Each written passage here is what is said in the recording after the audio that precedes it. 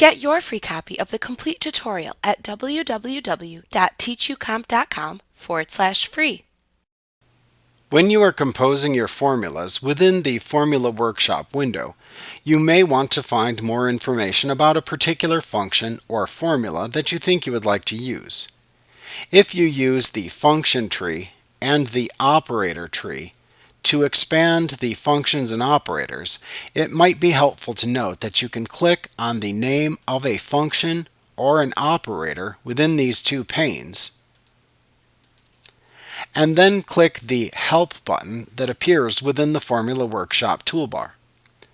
This will then launch the Crystal Reports Online Help window and automatically find the help file associated with the selected function or operator.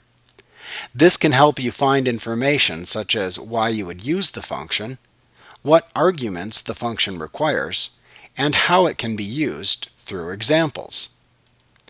When you've finished reading through the information in the Help window that appears, click the X in the upper right corner of the window to close it and return to the Formula Workshop window.